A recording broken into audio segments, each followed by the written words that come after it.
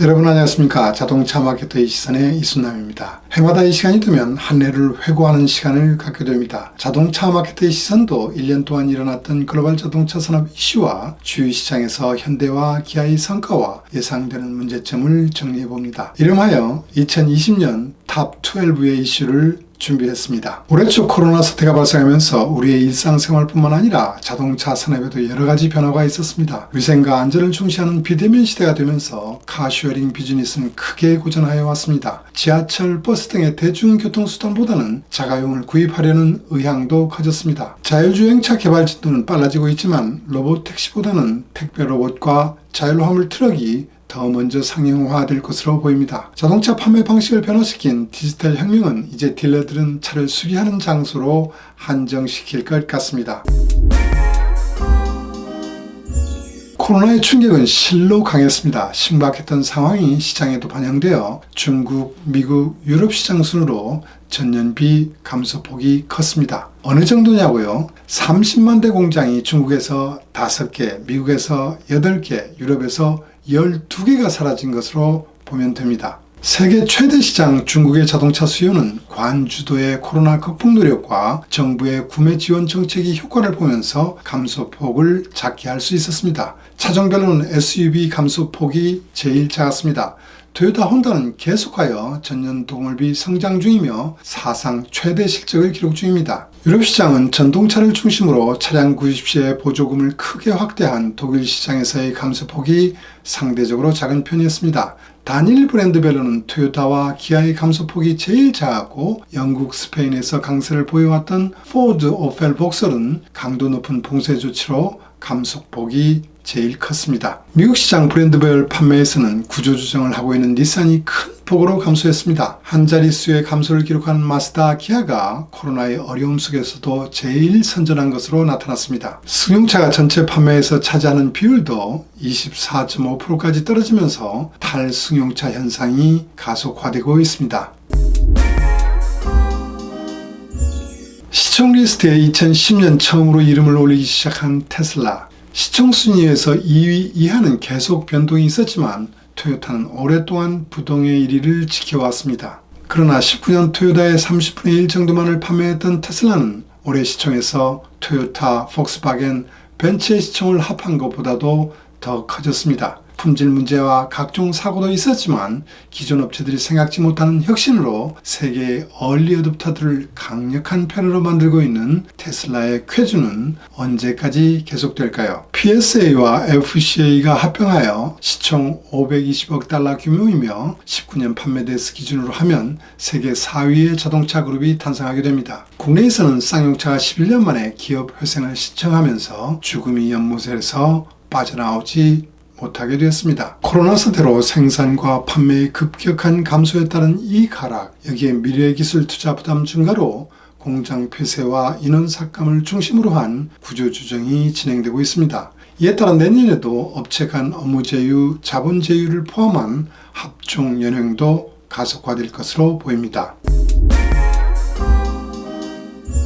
유럽이 이제 중국 시장을 제치고 전기차와 플러그인 하이브리드만을 기준으로 한 전동차 판매에서 세계 최대의 시장이 되고 있습니다. 이태리, 스페인은 전동차 구입 지원비가 낮은 편이어서 중국 대비 약간 낮은 판매 비율입니다. 독일 위쪽에 위치한 나라들의 전동차 구성비는 세계 최고 수준입니다. 특히 노르웨이에서는 거의 10대 중 8대가 전동차가 되고 있습니다. 환경차 구입 지원 확대와 테슬라, 폭스바겐, 푸조 등의 신차 출시 러시, 20년 CO2 규제 대응을 위한 각사의 판촉 강화가 빠른 보고 본인이 되고 있습니다. 향후 전기차 수요는 보조금 정책이 중요한 요소가 될 것으로 보입니다. 중국은 22년까지 보조금을 연장했지만 독일 등은 25년까지 지원할 예정이기 때문에 계속하여 유럽 시장이 최대의 전기차 시장이 될 가능성이 높습니다. 10월간 유럽이 전기차 판매에서 현대차 그룹은 폭스바겐 그룹에 이어 2위를 차지하였습니다. 그러나 폭스바겐과 PSA 그룹 그리고 현지 공장을 건설하는 테슬라의 성장 속도가 매우 빨라서 힘겨운 2위 수성 싸움이 예상됩니다. 올해부터 강화된 유럽 CO2 규제를 대응하지 못하면 벌금을 내야 합니다. 상반기 판매 대수 기준 기아, 현대, 다임러, 폭스바겐과 제규어, 랜드로버를 제외한 대부분의 업체들은 쉽게 대응할 수 있을 거라는 분석 자료가 있었습니다. 그러나 포드는 핵심 전략차 쿠가의 플러그인 차량의 배터리 화재로, 폭스바겐은 ID3, ID4의 늦은 납기로 인하여 규제를 만족하지 못한다고 발표했습니다. 포드는 볼보로부터 크레딧을 구입하여 대응하고 폭스바겐은 벌금을 내기로 확정하였습니다. 리스크에 노출되었던 나머지 업체들은 어떻게 되었는지 궁금해집니다. 21년은 95g/km 규제가 100% 적용되기 때문에 전기차를 늦게 개발하는 업체들은 올해보다 더 어려움에 처할 수 있게 됩니다.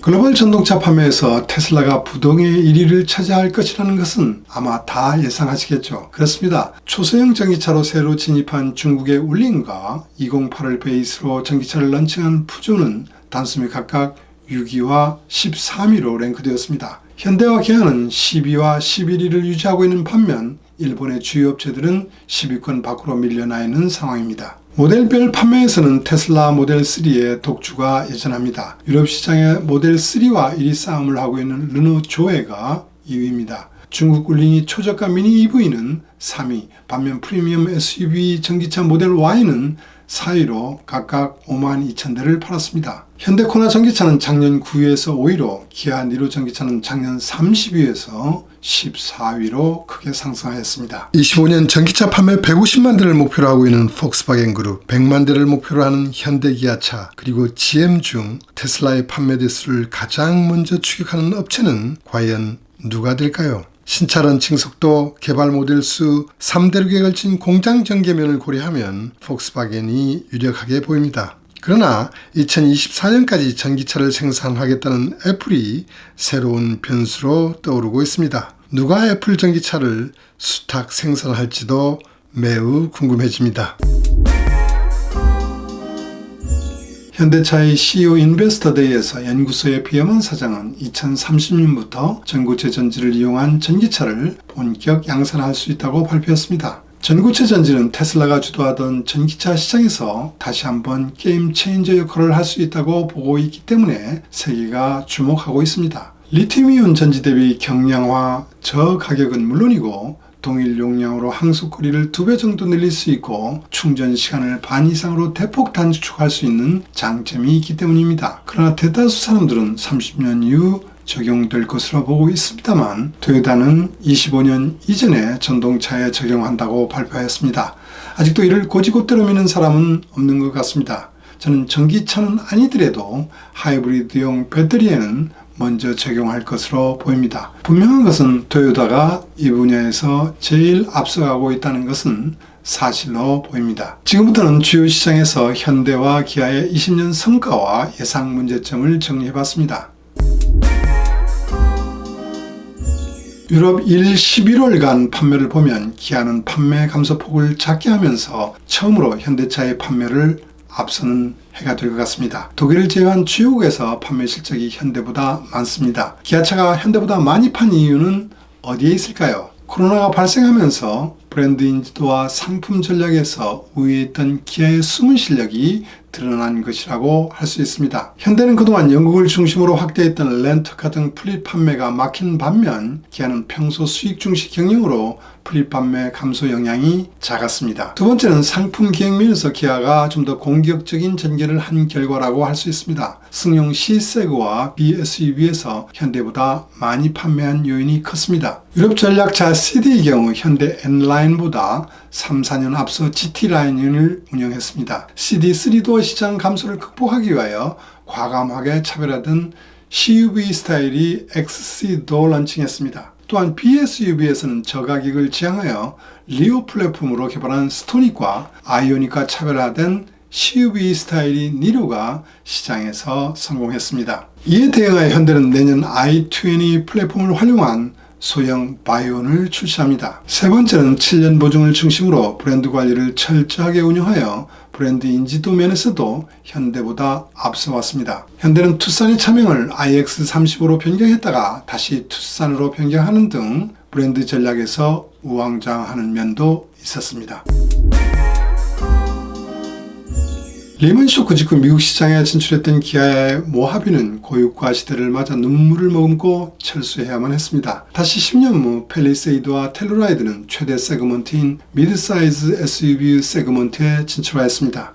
포드의 익스플로러, 집의 그랜드 체로키, 토요타의 하이랜드가 1, 2, 3위를 차지하면서 난공불락의 세그먼트로 얘기했지만 멋지게 진입하고 있다고 보입니다. 아직까지 세그먼트 리드와 판매 대수 차이는 많이 나고 있지만 높은 수익 창출과 브랜드를 견인하는 역할을 하고 있습니다. 전업체가 코로나로 생산과 판매 활동이 어려운 가운데 팰리세이드는 한국에서 생산되는 혜택을 받습니다. 반면 현지에서 생산하는 텔루라이드는 멕시코에서 조달하는 시트마저 정상적인 공급이 안 되어 판매 모멘텀을 잃어버릴 위기까지 갔었지만 다시 공장 정상화로 월 1만 대에 접근하는 등 활기를 찾아가고 있습니다. 기아는 최근 미국 공장의 텔루라이드 생산 능력을 대했습니다. 텔루라이드의 성공 스토리는 지금부터라고 생각됩니다. 올해 미국에서 승용차의 판매 감소는 피할 수 없는 트렌드가 되고 있습니다. 소나타의 11월간 판매는 역대 가장 많이 판매했던 15년 실적의 36% 정도 많이 팔렸습니다. 문제는 경쟁 모델에 비하면 감소폭이 제일 크게 나타나고 있다는 것입니다. 신차임에도 불구하고 기아의 구형 옵티마보다도 판매가 저조했습니다. 왜 이런 현상을 보이고 있을까요? 작년 11월에 본격 판매를 시작한 소나타는 2월 초 슈퍼볼 광고를 했습니다. 그리고 바로 전국 TV 광고도 했습니다. 그러나 판매 모멘텀을 만들지 못했습니다. 19년 12월 판매 개시 전에 프리마케팅 활동도 미약했고 판매 개시 후 2달이 지난 다음 런칭 광고를 하는 것도 상식에서 벗어난 결정이었다고 보입니다. 또한 TV 광고 기간 중 코로나 사태가 커지면서 고객들을 쇼룸으로 연결을 시키지 못한 부분도 있었습니다. 판매 부진이 계속되면서 런칭 후 5개월부터 인센티브를 사용하지 않을 수 없었습니다. $2250까지 확대하면서 판매를 끌어올리는 상황이 되었습니다. 경쟁사 대비 높은 인센티브를 라이프 사이클 초기에 집행한다는 것은 중고차 가격을 포함하여 브랜드 이미지 손익에 큰 영향을 미칠 수 있습니다. 대부분 사람들이 스타일 이슈를 지적하고 있습니다. 소나타의 디자인은 현대의 브랜드 방향성이나 고객의 니즈를 반영하기보다는 지금까지 한 번도 보지 못한 차를 디자인하는데 더 많은 비중을 두었던 것 같습니다. 소나타의 디자인 이슈는 반복되고 있습니다. 조기에 대책을 수립해야 할 것 같습니다. 리먼 쇼크 당시에는 고유가로 인하여 경제성이 좋은 승용차의 니즈 증가와 토요타의 리콜 문제, 동일본 지진 등의 반사 효과로 한국차가 크게 성장할 수 있었습니다. 반면 이번 코로나 사태 후에는 정반대로 중대형 SUV와 픽업 시장으로 시프트되면서 빅3의 경우 승용차의 판매 비중은 10% 정도밖에 안 되고 있습니다. 포드는 이미 승용차 사업을 전면 중단 선언하였고 GM도 몇 차종만 남길 것으로 보입니다. 이러한 영향으로 특히 일본 업체들은 소형 승용차 판매 중단을 선언했습니다. 혼다는 2006년 미국 시장에 런칭했던 피트를 2020 모델 이어부터 판매 중지합니다. 토요타는 안전 이슈와 판매 부진 이유를 내세워 야리스를 2020 모델 이후부터 더 이상 판매하지 않습니다. 쉐보레도 올해 소닉을 단종합니다. 타 차급 대비 시장 규모가 매우 작고 훨씬 큰 폭으로 감소하기 때문에 이런 조치를 취하고 있는 것입니다. 이러한 상황에서 리오, 엑센트, 포르테 등 소형 승용차만을 생산하고 있는 기아의 멕시코 공장 합리화가 당면 과제가 될 것입니다. 가동률을 향상시키기 위해서는 유럽에서 생산하는 시드를 이 공장에서 생산하는 방안도 검토될 것으로 예상해 봅니다. 미국에서 생산되는 소나타를 한국에서 생산하고 투싼을 포함한 SUV를 현지 공장에서 더 생산한다는 계획은 이미 시작되고 있습니다.